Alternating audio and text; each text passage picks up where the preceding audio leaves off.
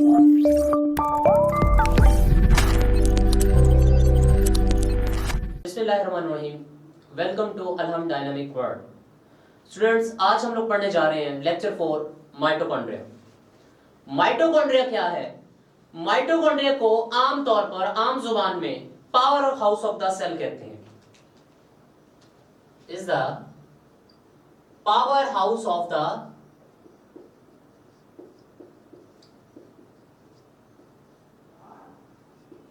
इसको power house क्यों कहते हैं? क्योंकि ये एटीपी प्रोड्यूस करता है। क्योंकि एटीपी इससे प्रोड्यूस होती है, एनर्जी इससे प्रोड्यूस होती है, जो पावर पूरे सेल को मिलती है वो यहां से आती है, इसलिए इसको क्या कहते हैं आप लोग? Power house of the cell. अब ये जो माइटोकॉन्ड्रिया है ये एक डबल मेम्ब्रेन बाउंड ऑर्गेनेली है।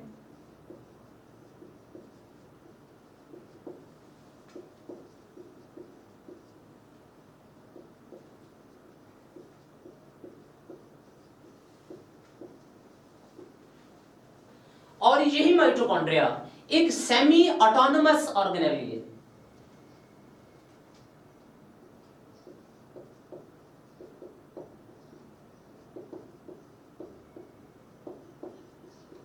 सेमी ऑटोनोमस किस चीज को रिप्रेजेंट करता है, या सेमी ऑटोनोमस से क्या मुराद है? सेमी ऑटोनोमस से मुराद है कि ये कुछ हिस्सा इसका न्यूक्लियस कंट्रोल करता है, या कुछ हद तक ये न्यूक्लियस के कंट्रोल में होती है, और कुछ हद तक ये खुद को कंट्रोल करती है। 50% under the control of nucleus and 50% जो है ये खुद कंट्रोल करती है अपनी एक्टिविटीज को, इसलिए इसको आप लोग कहते हैं कि ये सेमी ऑटोनोमस ऑर्गेनेली है। फिर ये सारे के सारे यूकैरियोटिक सेल के अंदर एग्जिस्ट करती है, पाई जाती है। Present in all eukaryotic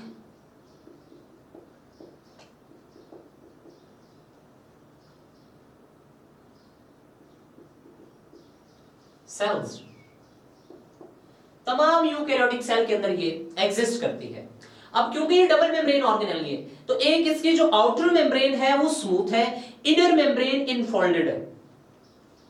inner membrane इसकी क्या होती है? इनफोल्डेड।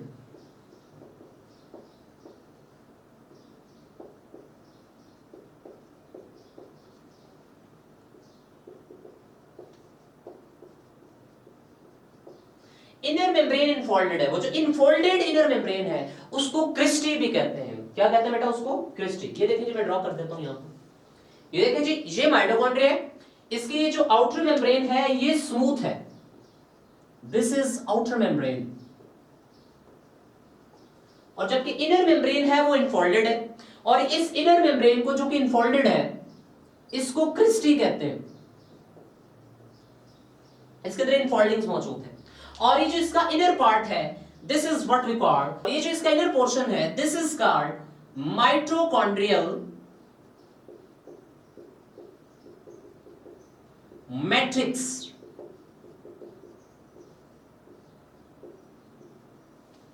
और इसके अंदर कुछ नोप लाइक स्ट्रक्चर मौजूद होते हैं, इस तरह के knob like structure, these are what we called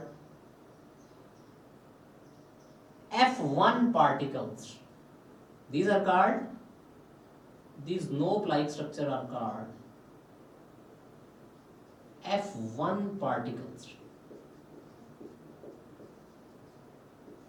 These F1 particles are actually ATPase,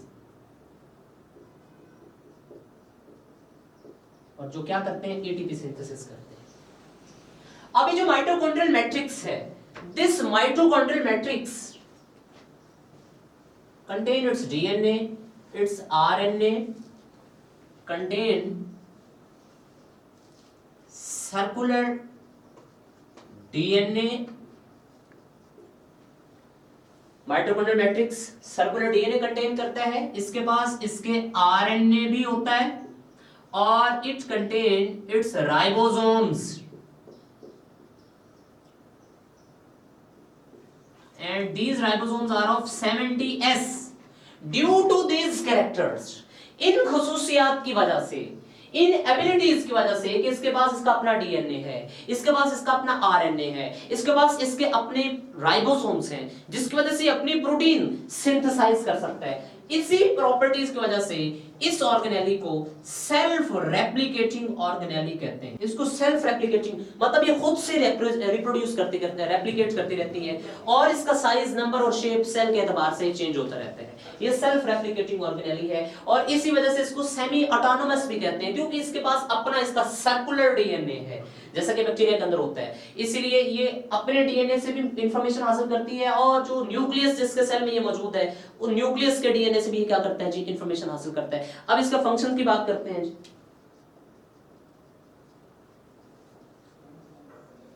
तो फंक्शंस में अगर हम बात करें तो फंक्शन में इसका जो सबसे पहला फंक्शन है वो है एटीपी सिंथेसिस।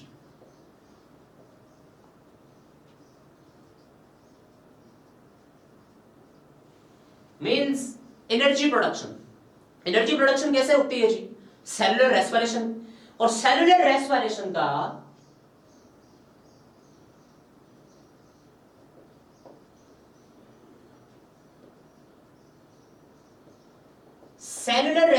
का जो मैक्सिमम हिस्सा है, मींस ग्लाइकोलाइसिस के अलावा क्रेब्ड साइकिल और उसके बाद इलेक्ट्रॉन ट्रांसपोर्ट चेन और इनसे पहले पायरुविक एसिड की जो ऑक्सीडेशन है, एक तो पायरुविक एसिड ऑक्सीडेशन, फिर उसके बाद क्रेब्स साइकिल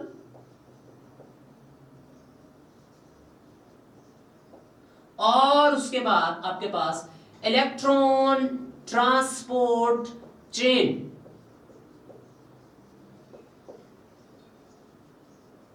बेटा ये तीनों कहां पर हो रहे होते हैं? माइटोकॉन्ड्रिया के अंदर हो रहे होते हैं। ये आपके पास पायरुविक एसिड ऑक्सीडेशन है, ये कहां पे होता है? ये जो इनर मेम्ब्रेनियस स्पेस, इस दो मेम्ब्रेन्स के दरमियान में जो स्पेस है, इस इनर मेम्ब्रेनियस स्पेस के अंदर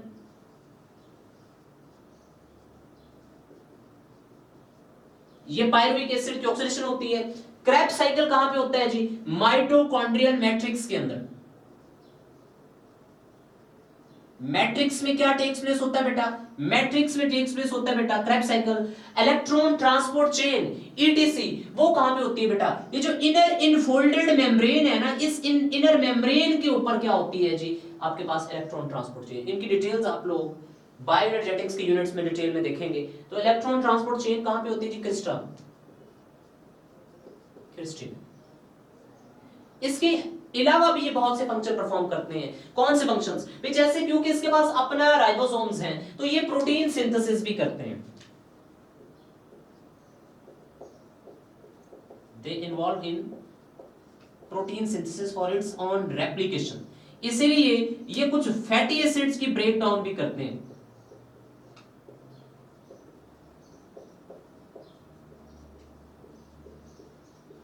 फैटी एसिड्स के मेटाबॉलिज्म में भी ये इन्वॉल्व होते हैं। तो बेटा ये हमारे पास था माइटोकॉन्ड्रिया।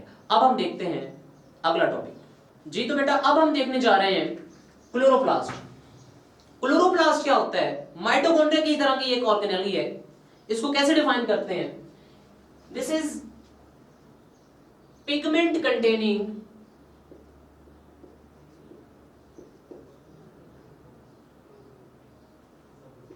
पिगमेंट कौन सा? Chlorophyll.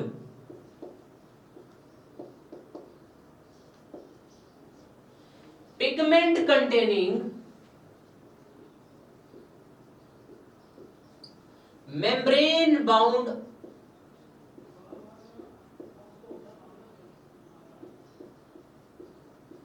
Organelle is called chloroplast. ये क्लोरोप्लास्ट किन जानवरों में पाई जाती है? This chloroplast exist in autotrophic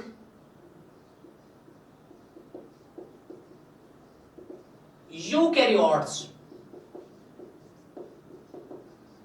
जितने ऑटोट्रॉफिक यूकैरियोट्स उनके अंदर क्लोरोप्लास्ट आपके पास एग्जिस्ट करती है, मींस मोस्टली प्लांट्स के अंदर पाई जाती है। उसके बाद ये जो क्लोरोप्लास्ट है it's double membrane bound organelle.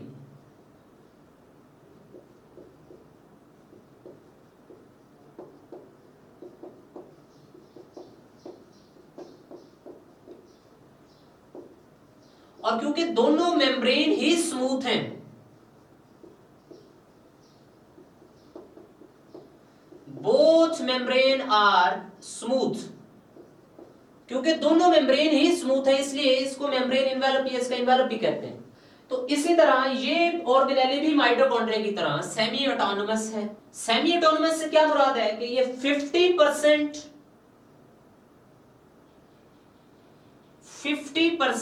Controlled by nuclear DNA and 50% controlled by circular DNA, means it's on DNA, इसका अपना डीएनए। आधा उसको वो कंट्रोल करता है, आधा वो कंट्रोल करता है, इसके पास इसका अपना डीएनए भी होता है। तो आइए इसका स्ट्रक्चर देखते हैं। बेटा ये डबल मेम्ब्रेन ऑर्गेनेली है। आम माइक्रोस्कोप में हमें ये नजर नहीं आती, छोटे छोटे पार्टिकल्स नजर आते हैं, लेकिन इनको देखने के लिए इसका जो अल्ट्रा स्ट्रक्चर हमारे पास है वो इलेक्ट्रॉन माइक्रोस्कोप से सामने आते हैं। ये इसका इन्वेलप है, दैट्स इन्वेलप। दोनों मेम्ब्रेन ही क्या है, स्मूथ है। और ये जो इसका इनर पार्ट है, this is what we call, this is called stroma.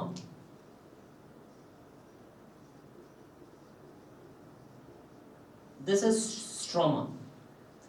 इस स्ट्रोमा के अंदर आपके पास क्या मौजूद है, आपके पास stacks of coin like structure, stacks of coin like structure, membrane bound stacks of coin like structure. और अप्रोक्सीमेट कहता है जी कम से कम 50 इस तरह के कॉइन लाइक स्ट्रक्चर स्टैक करते हैं तो एक पर्टिकुलर स्ट्रक्चर बनता है जिसको आप लोग कहते हैं ग्रेना। क्या कहते हैं आप लोग उसे जी, ग्रेना कहते हैं। So these are what we call, these are called grana। और इस ग्रेनम के अंदर ये जो एक सिक्के की तरह का स्ट्रक्चर है, this is what we call thylakoid। तो ये जो ग्रेनम है, ये ग्रेना और ये ग्रेना, इस क्लोरोप्लास्ट के अंदर बहुत से ग्रेना मौजूद होते हैं। ये ग्रेना आपस में नॉन ग्रीन पार्ट से कनेक्टेड होते हैं, ये आपस में जुड़े होते हैं। These are called intergrana। इनको क्या कहते हैं, इंटरग्रेना। अब ये जो स्ट्रोमा है, इस स्ट्रोमा के अंदर बहुत सी चीजें मौजूद होती हैं। कौन कौन सी चीजें मौजूद है देखते हैं। इस स्ट्रोमा के अंदर, this stroma contain its own circular DNA. इस स्ट्रोमा के अंदर, इस क्लोरोप्लास्ट का क्या मौजूद है, इसका सर्कुलर डीएनए। इसी स्ट्रोमा के अंदर कंटेन इट्स ओन राइबोसोम्स। कितने साइज का राइबोसोम है, 70s का। कंटेन इट्स ओन प्रोटीन्स, अपनी प्रोटीन्स बनाता है, अपना इसके पास राइबोसोम्स है, अपना इसके पास डीएनए और अपना इसके पास आरएनए होता है। कंटेन इट्स ओन आरएनए, जो कि अपने डीएनए से बनाता है। तो ये इसके मैट्रिक्स, इसके स्ट्रोमा के अंदर पाया जाता है। उसके बाद अगर थाइलाकॉइड की बात करें तो मैंने कहा थाइलाकॉइड एक कॉइन लाइक स्ट्रक्चर है, जो कि ये है, दिस कॉइन लाइक स्ट्रक्चर। ये थाइलाकॉइड की मेम्ब्रेन है। इस थाइलाकॉइड की मेम्ब्रेन के अंदर, इस थाइलाकॉइड की मेम्ब्रेन के ऊपर आपके पास क्लस्टर ऑफ फोटोसिंथेटिक पिगमेंट्स मौजूद होते हैं, जस्ट लाइक दिस। ये देखें, ये लेट्स सपोज ये फोटोसिंथेटिक पिगमेंट्स का एक क्लस्टर है, ये फोटोसिंथेटिक पिगमेंट्स का कोई दूसरा क्लस्टर है, ये फोटोसिंथेटिक पिगमेंट्स का कोई और क्लस्टर है। These are what we called cluster of photosynthetic pigments। These cluster of photosynthetic pigments are called photosystem। इनको क्या कहते हैं बेटा हम लोग, फोटोसिस्टम्स। क्या कहते हैं बेटा इनको, फोटोसिस्टम। बायोएनर्जेटिक्स के चैप्टर में आप लोग इनकी डिटेल्स देखेंगे। These are called photosystem। और आपको पता है ये फोटोसिस्टम 1 भी होता है और 2 भी होता है, इनमें से कुछ 1 है और कुछ क्या है आपके पास 2 फोटोस। और इस फोटो सिस्टम का बुनियादी अज्जा क्या कौन होता है जी, क्लोरोफिल, जो कि बिल्कुल जिसका स्ट्रक्चर किससे मिलता है, हीमोग्लोबिन से मिलता है। कैसे हीमोग्लोबिन से मिलता है, हीमोग्लोबिन का जो सेंट्रल मॉलिक्यूल होता है वो आयरन होता है, जबकि क्लोरोफिल का जो सेंट्रल मॉलिक्यूल है वो क्या होता है, मैग्नीशियम। इन दोनों में ये डिफरेंस होता है, पर ये क्लोरोफिल और हीमोग्लोबिन का स्ट्रक्चर। तो बेटा ये थाइलाकॉइड है। इस थाइलाकॉइड की मेम्ब्रेन में क्लोरोफिल मौजूद है, क्लोरोफिल पिगमेंट्स के क्लस्टर मौजूद हैं, जिनको फोटोसिस्टम्स कहते हैं। तो ये इस वजह से आपको यहां पर तो मैंने ब्लू कलर से ड्रॉ किया, लेकिन ये आपको ग्रीन नजर आते हैं। क्यों, क्योंकि ये सारे के सारे क्लोरोफिल पिगमेंट्स ग्रीन होते हैं। तो क्लोरोफिल पिगमेंट्स यहां पर मौजूद होते हैं, इसकी वजह से ग्रेना ग्रीन नजर आता है। क्योंकि इस क्लोरोप्लास्ट में बहुत से ग्रेना होते हैं, इस वजह से क्लोरोप्लास्ट ग्रीन नजर आता है। क्योंकि पत्तों में बहुत से क्लोरोप्लास्ट होते हैं, इसलिए पत्ता क्या होता है बेटा, ग्रीन नजर आता है। और दरख्त के ऊपर मैक्सिमम पत्ते होते हैं, इसलिए दरख्त आपको क्या नजर आता है बेटा, ग्रीन नजर आता है। तो ये आपके पास एनाटॉमी है आपके पास क्लोरोप्लास्ट की। तो अब इसके फंक्शंस की तरफ आते हैं कि ये क्या फंक्शन परफॉर्म करता है। सबसे बुनियादी फंक्शन इसका फोटोसिंथेसिस है। क्लोरोप्लास्ट किस चीज में हेल्प आउट करती है, क्लोरोप्लास्ट की मदद से क्या होता है जी, फोटोसिंथेसिस। अब फोटोसिंथेसिस जो है, आपको पता है फोटोसिंथेसिस 2 रिएक्शंस में कंप्लीट होती है, एक डार्क रिएक्शन और एक लाइट रिएक्शन। दोनों डार्क रिएक्शन और लाइट रिएक्शन किस में होते हैं? क्लोरोप्लास्ट में। कैसे होते हैं जरा मैं आपको बताता हूं। लेट्स सपोज मैं एक सपोज डायग्राम बनाता हूं क्लोरोप्लास्ट की। ये एक सपोज डायग्राम है क्लोरोप्लास्ट। ये देखिए जी, ये एक सपोज डायग्राम है आपके पास किसके? क्लोरोप्लास्ट की। तो क्लोरोप्लास्ट का ये हिस्सा कौन सा है? ये वाला ग्रेना। ये ग्रेना क्या करता है बेटा? ये ग्रेना सनलाइट को फिक्स्ड करता है, मतलब जो सनलाइट आती है, सूरज की रोशनी जो फोटोसिंथेसिस में इन्वॉल्व होती है, वो यहां पर अब्सॉर्ब होती है। क्यों यहां पर अब्सॉर्ब होती है? क्योंकि यहां पर बुनियादी तौर पर कौन सा रिएक्शन टेक्स प्लेस हो रहा होता है? Light reaction. और आपको पता है लाइट रिएक्शन के रिजल्ट में जब सनलाइट को ट्रैप किया जाता है तो रिजल्ट में क्या प्रोड्यूस होता है? एटीपी और NADPH2। ये दोनों प्रोड्यूस होकर बेटा फाइनली कहां पर जाते हैं? कहां पर एंटर होते हैं? ये जाकर बेटा प्रोड्यूस होकर स्ट्रोमा के अंदर आ जाते हैं। इस एरिया के अंदर आ जाते हैं, स्ट्रोमा में। और स्ट्रोमा में एक साइकिल चल रहा होता है, उस साइकिल को आप लोग क्या कहते हैं बेटा? डार्क रिएक्शन या कैल्विन साइकिल। तो बेटा ये एटीपी और NADPH किसका हिस्सा बन जाते हैं? ये एटीपी और NADPH कैल्विन साइकिल का, कैल्विन साइकिल का हिस्सा बन जाते हैं। और कैल्विन साइकिल में बाई प्रोडक्ट के तौर पर या जो इसका फाइनल प्रोडक्ट है वो कौन निकलता है?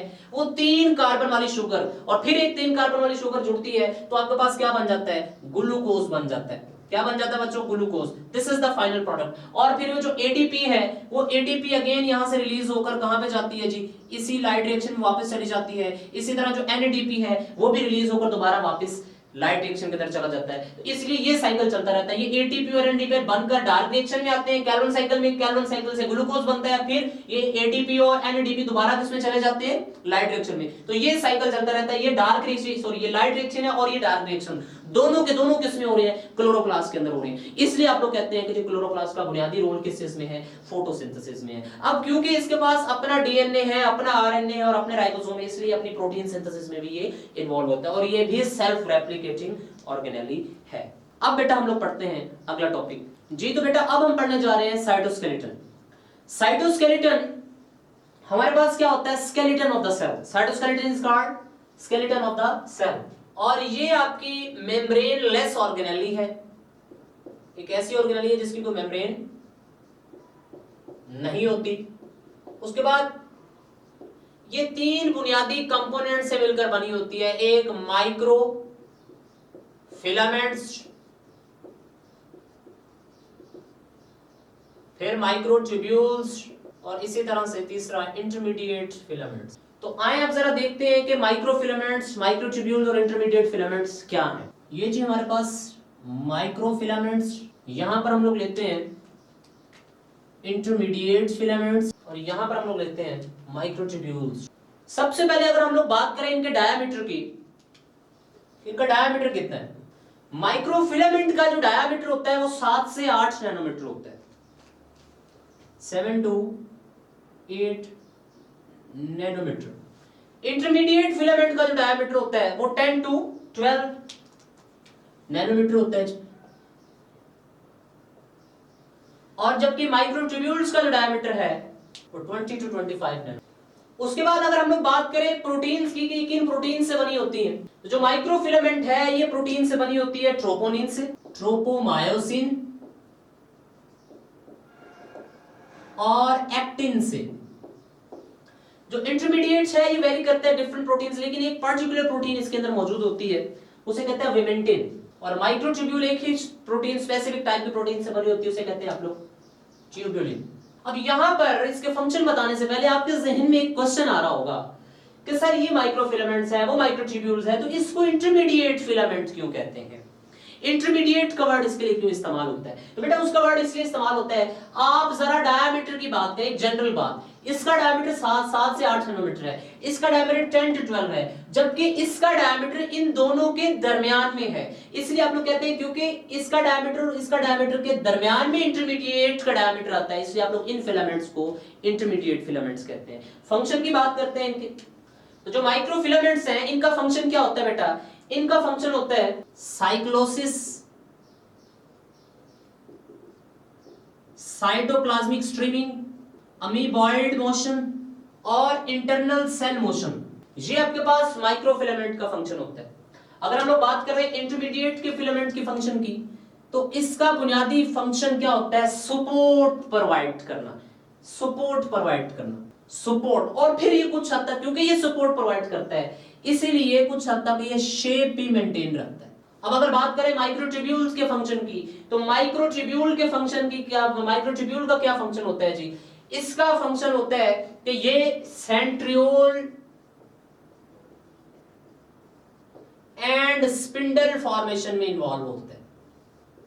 सेंट्रियोल और स्पिंडल्स किसकी वजह से बनते हैं बेटा? माइक्रोट्यूब्यूल्स की वजह से। दूसरा, ये माइक्रोट्यूब्यूल्स बेसल बॉडी से फ्लैजेला और सीलिया की फॉर्मेशन में इन्वॉल्व होते हैं। मीन सीलिया और फ्लैजेला भी किसकी मदद से बनते हैं? माइक्रोट्यूब्यूल्स की मदद से बनते हैं। तो बेटा ये हमारे पास था साइटोस्केलेटन। अब हम पढ़ते हैं बेटा अगला टॉपिक। बेटा अब हम पढ़ने जा रहे हैं सेंट्रियोल। सेंट्रियोल क्या होता है? सेंट्रियोल भी एक मेम्ब्रेनलेस ऑर्गेनेल है। इट्स आल्सो अ मेम्ब्रेनलेस, जो कि किन में प्रेजेंट होती है? यूकैरियोट्स में। और यूकैरियोट्स में भी ओनली किन में? सिर्फ किन में पाई जाती है? सिर्फ ये एक एनिमल सेल्स में और दूसरा एक फंगस लाइक प्रोटिस्ट में। एनिमल सेल्स,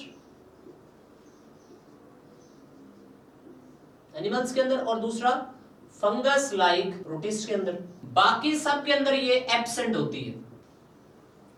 अब जब सेल नॉन डिवाइडिंग स्टेज के ऊपर होता है, at non dividing stage they are present in pair form. दो होती हैं ये, और दोनों एक दूसरे के राइट एंगल पर मौजूद होती हैं। At one pole of nuclei and right angle to each other. Let's suppose ये हमारे पास सेल है और ये सेल का न्यूक्लियस है, और ये सेल के न्यूक्लियस के ऊपर ये आपके पास क्या मौजूद है? सेंट्रियोल्स। एक सेंट्रियोल ये है और एक सेंट्रियोल ये है। Both these centrioles are right angle to each other. और ये लोकेशन, ये पोजीशन, ये जगह, जिस जगह के ऊपर ये सेंट्रियोल मौजूद होते हैं, इस जगह का नाम होता है सेंट्रोसोम। बेटा ये आप कंफ्यूज करते हैं इस लफ्ज को, जरा गौर से सुन लीजिएगा। सेंट्रोसोम उस पोजीशन को कहते हैं, उस पोल को, उस जगह को कहते हैं न्यूक्लियस के बाहर जो जगह होती है जहां पर ये सेंट्रियोल मौजूद होते हैं पेयर के फॉर्म में। ठीक है बेटा।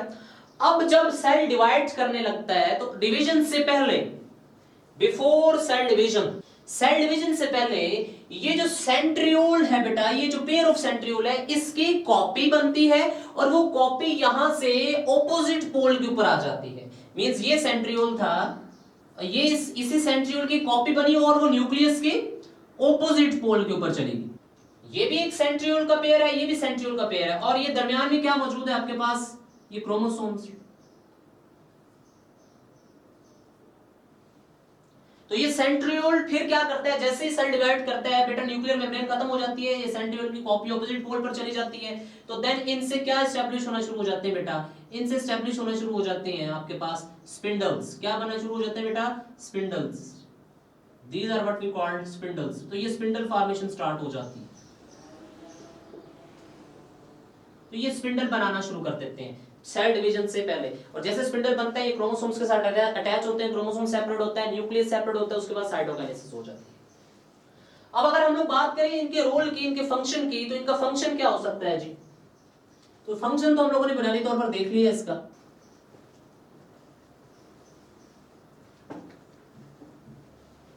तो फंक्शन बताने से पहले मैं आपको ये बताता हूं कि इस एक माइक्रोट्यूब्यूल, सॉरी एक सेंट्रियोल के अंदर माइक्रोट्यूब्यूल्स, क्योंकि ये माइक्रोट्यूब्यूल से बना हुआ है, माइक्रोट्यूब्यूल्स कैसे अरेंज है बेटा? ये जो एक सेंट्रियोल है, लेट्स सपोज ये वाला जो सेंट्रियोल है, जो इस तरह से मैंने ड्रॉ किया हुआ है, फर्ज करिए सेंट्रियोल है, इस सेंट्रियोल के अंदर 9 ट्रिपलेट्स ऑफ माइक्रोट्यूब्यूल मौजूद है। मतलब 9 ट्रिपलेट्स मौजूद है। कैसे? ये देखें, ये एक ट्रिपलेट, ये दूसरा, ये तीसरा, ये चौथा, ये पांचवा, ये छठा, ये सातवां, ये आठवां और ये नौवां।